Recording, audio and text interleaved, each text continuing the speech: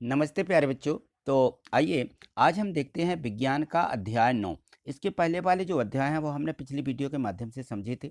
यदि आपने उनको नहीं देखा है, नहीं समझा है तो इसके डिस्क्रिप्शन में लिंक दी है। उस लिंक पर जाकर के आप पिछली वीडियो को देख सकते हैं या फिर प्ले लिस्ट पर सर्च करके भी देख सकते हैं। जैसे यूट्यूब खोलते हैं तो यूट्यूब पर एक छोटी सी प्रोसेस होती है, उसे भी आप सर्च करके देख सकते हैं। ठीक है, तो प्ले लिस्ट पर जाकर भी आप उसको देखिए या एट ग्रेड गणित वाले सर के नाम से भी सर्च कर सकते हैं। ठीक है, तो वहाँ जाके देखिए। यहाँ देखेंगे हम सजीव विशेषता एवं आवास। देखिए प्रश्न एक दिया गया कि अपने आसपास पाए जाने वाले किन्हीं 10 सजीवों एवं 10 निर्जीव वस्तुओं के नाम लिखिए। तो सजीव और निर्जीव, सजीव यानी जिनमें जीवन होता है, जिनमें यानी एक प्रकार से वो बढ़ते हैं कहना चाहिए, है ना, तो वो सजीव हैं। तो यहाँ देखो ये सजीव और ये निर्जीव, दोनों को अलग अलग इस प्रकार से आपको एक सूची बना लेना है। तो इसमें देखिए सजीव में आते हैं हमारे ये सभी, है ना, ये सजीव हैं, इनमें जीवन रहता है। बकरी, गाय, बिल्ली, चूहा, मक्खी, मछली, मेंढक, कौवा, कोयल, मुर्गी इत्यादि इत्यादि। ठीक है ना। और निर्जीव है, निर्जीव में देखिए जैसे हमारी टेबल है, कुर्सी, किताब, अलमारी, है ना, ये मोटरसाइकिल है, पत्थर, लोहा, कार इत्यादि, है ना, इनको हमें निर्जीव में लिख देना है। ठीक, प्रश्न 2 देखिए, इसमें दिया गया है प्रश्न अगला है कि विभिन्न परिवेश में पाए जाने वाले जंतु, पौधे एवं वस्तुओं को सूचीबद्ध कीजिए। तो यहाँ पर देखें तो जो विभिन्न परिवेश हैं, अलग अलग परिवेश में अलग अलग जीव जंतु पाए जाते हैं। हमारे यहाँ वो नहीं मिलते, दूसरी जगह मिलते हैं, या जो हमारे यहाँ है वो दूसरी जगह नहीं मिलते। तो इस प्रकार से इनकी अलग अलग इनको क्या करना था, सूचीबद्ध करना था। जैसे वनों में क्या क्या पाए जाते हैं, पर्वतीय क्षेत्रों में क्या रहता है, मरुस्थलीय क्षेत्रों में, समुद्रों में, अन्य और भी स्थान वहाँ पर बताइए। तो वनों में ज़्यादातर आपने देखा होगा ऊँट है, और पेड़ वन में रहते ही हैं, शेर, भालू, बाघ, हाथी इत्यादि, है ना। और पर्वतीय क्षेत्र में ऊंचे पेड़ भी और भालू भी वहाँ ज़्यादातर रहते हैं, ये पाए जाते हैं। मरुस्थल में ऊँट, कटीले पेड़, नागफनी, बबूल के पेड़ यहाँ पे पाए जाते हैं। समुद्र में मछली, मगर इत्यादि जीव जंतुओं को लिख सकते हैं। ठीक है ना। अन्य स्थानों पर और भी जीव जंतु, पेड़ पौधे भी ये अन्य स्थानों पर पाए जाते हैं। तो इन सभी को आपको अलग अलग सूची में लिख देना। ठीक है। प्रश्न 3 दिया गया कि किन्हीं 5 जंतुओं के नाम लिखो जो अपने समान शिशु को जन्म देते हैं, एवं 5 ऐसे जीवों के नाम लिखो जो अंडे देते हैं। तो देखिए यहाँ पर हम लिखेंगे जैसे बकरी है, भैंस है ना, इसको अपन कुतिया होती है, बिल्ली होती है, गाय होती है, ये अंडे देने वाले। देखिए अब यहाँ पे चिड़िया है, कोयल है, शुतुरमुर्ग है, मुर्गी है, मछली है ना। तो ये इस प्रकार से हमें इनको अंडे देने वाले 5 ऐसे सजीव हमें लिखना थे जो सीधे जन्म देते हैं और जो अंडे देते हैं। ठीक है ना। प्रश्न चौथा देखिए, अनुकूलन किसे कहते हैं। तो जिन विशिष्ट संरचना अथवा स्वभाव की उपस्थिति किसी पौधे अथवा जंतु को उनके परिवेश में रहने के लिए योग्य बनाती है, वो कहलाता है उसका अनुकूलन। ठीक है, चलो आगे देखो। प्रश्न 5 देखिए, लिखा है कि आवास किसे कहते हैं। स्थलीय आवास और जलीय आवास को दो दो उदाहरण द्वारा परिभाषित भी कीजिए। तो किसी सजीव का वह स्थान जिसमें वह रहता है वो क्या कहलाता है, आवास, रहने का स्थान, है ना। जलीय और स्थलीय अलग अलग देना। तो यहाँ पे स्थलीय आवास देखिए, स्थल में पाए जाने वाले जैसे पेड़ पौधे जंतुओं के आवास को स्थलीय आवास कहते हैं। और जो जल में है जैसे झील, जलीय आवास के उदाहरण हैं, है ना। स्थलीय आवास के उदाहरण घास के बड़े बड़े मैदान होते हैं, तो यहाँ हम स्थलीय आवास कहते हैं। प्रश्न 6 देखिए, जैव एवं अजैव घटकों को दो दो उदाहरण देकर के स्पष्ट कीजिए। तो अब देखिए जैव और अजैव, वही जीव अजीव, ठीक है ना। किसी आवास में पाए जाने वाले सभी जीव जो रहते हैं, जैसे कि पौधे हैं, जंतु हैं, उसके जैव घटक होते हैं। और जो चट्टान, मिट्टी, वायु, जल जैसे अनेक निर्जीव वस्तुएं होती हैं वो आवास के अजैव घटक कहलाते हैं। अजैव लिख लीजिए, जैव, अजैव घटक। ठीक है। सूर्य का प्रकाश एवं ऊष्मा भी परिवेश में किसका, जैव घटक का एक उदाहरण है। ठीक। प्रश्न 7 देखिए, लिखा है कि ऊंट के मरुस्थल में रहने के लिए कौन से अनुकूलन आवश्यक हैं। कोई 4 अनुकूलनों को लिखिए। तो देखिए ऊंट के जो पैर होते हैं वो लंबे होते हैं, एक तो मेन बात ये होती है, जिससे उनका शरीर रेत की गर्मी से दूर रहता है।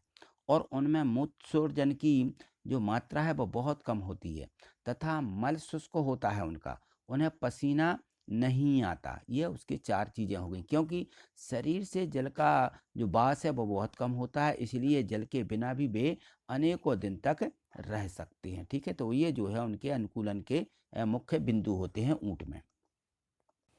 प्रश्न है इसी का बाद बी देखिए, मरुस्थल में पाए जाने वाले पौधों की पत्तियां कांटों में क्यों रूपांतरित हो जाती हैं? मरुस्थल में देखिए जो पौधे होती हैं उनकी पत्तियां होती हैं, फिर वो कांटे बन जाती हैं। क्या आप देखते हैं ऐसा होता है? क्या आपको दो पॉलीथीन जो होती हैं थैलियों में एकत्रित जल की मात्रा में कोई अंतर देखते हैं? तो मरुस्थलीय पौधे बाष्पोत्सर्जन द्वारा जल की बहुत कम मात्रा निष्पादित करते हैं। मरुस्थलीय पौधों में पत्तियां या तो अनुपस्थित होती हैं अथवा बहुत छोटी होती हैं। कुछ पौधों में पत्तियां कांटों या जो उनका सूल होता है, कांटे यानी या सूल, वो होता है इन दोनों में।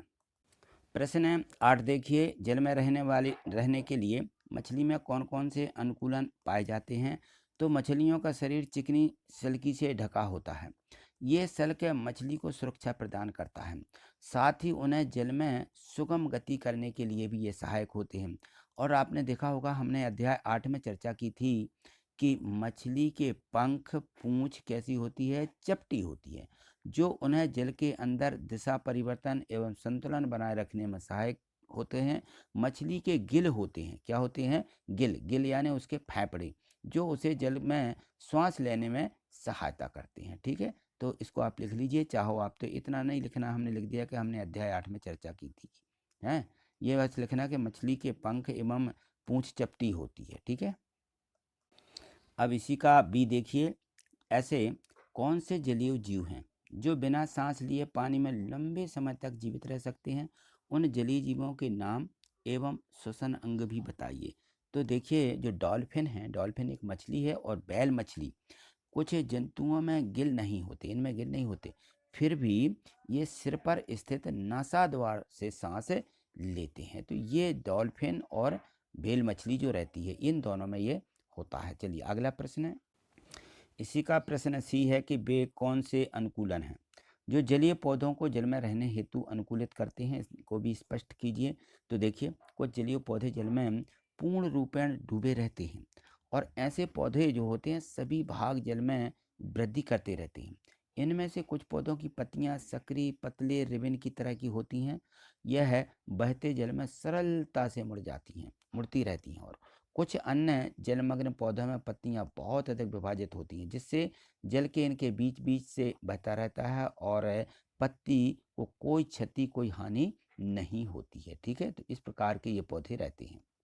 प्रश्न 9 देखिए, दिया है कि पर्वतीय क्षेत्र में पाए जाने वाले पौधों की कोई 3 विशेषताएं लिखो। तो जो पर्वतीय क्षेत्र है, जहाँ पहाड़ हैं, है ना, तो पर्वतीय क्षेत्रों में पाए जाने वाले पौधे देखिए, इनमें विशेषताएं जो ये पाई जाती कि ये वृक्ष सामान्यतः शंक्वाकार होते हैं, यानी शंकु के आकार के होते हैं, तथा इनकी जो शाखाएं हैं वो तिरछी होती हैं, और इन वृक्षों की पत्तियां सुई के आकार की भी होती हैं, और इससे वर्षा का जल एवं हिम सरलता से नीचे की ओर खिसक जाता है। तो इन पे वो ठहरा नहीं रहता है, जो हिम गिरती है, बर्फ गिरती है, वो धीरे से नीचे खिसक जाती है। ठीक है, चलिए अगला प्रश्न देखिए, इसी प्रश्नों का बी है, पहाड़ी क्षेत्र में पाए जाने वाले जीवों की त्वचा मोटी और शरीर घने बालों से ढका हुआ क्यों होता है? तो उनकी जो मोटी त्वचा है, या तो ये फर के ठंड से उनका बचाव करती है, जो उनके फर रहते हैं, है ना, और जैसे मान लो शरीर को गर्म रखने के लिए याक का शरीर लंबे बालों से ढका होता है, तो इस प्रकार से इनके जो बाल होते हैं, यानी उनके जो फर होते हैं, वो उनको शरीर को ढके रहते हैं। ठीक है, प्रश्न 10 देखिए, दिया है कि सजीवों में पाए जाने वाले विशिष्ट लक्षणों को सूचीबद्ध करके किन्हीं 2 लक्षणों का विस्तृत वर्णन कीजिए। तो यहाँ देखिए, सजीव में पाए जाने वाले विशिष्ट लक्षण देखिए, जो सजीव होते हैं, तो सभी जीवों में एक निश्चित होती है कि वृद्धि होती है। सभी जो सजीव होते हैं उनमें भोजन की आवश्यकता होती है, वो भोजन करते हैं। सभी सजीव श्वसन करते हैं, सांस लेते हैं, और सभी सजीव उद्दीपन के प्रति अनुक्रिया भी करते हैं। सजीवों में उत्सर्जन होता है, और सभी सजीव प्रजनन करते हैं, और सभी सजीव जो है गति भी करते हैं। जैसे पेड़ हैं तो पेड़ गति नहीं करते, लेकिन हिलते डुलते हैं, वो उनकी गति है ना। तो इस प्रकार से हम इनको लिख सकते हैं। ठीक, तो आज इतना ही, मिलते हैं अगली वीडियो के माध्यम से। आगे देखने के लिए चैनल को सब्सक्राइब करके रखिए, और वीडियो को लाइक करते जाइए, जिससे कि आपके पास सबसे पहली वीडियो जैसे अपलोड होती है आपके यूट्यूब चैनल पर आपको सबसे पहले मिल जाएगी। ठीक है, थैंक यू, धन्यवाद।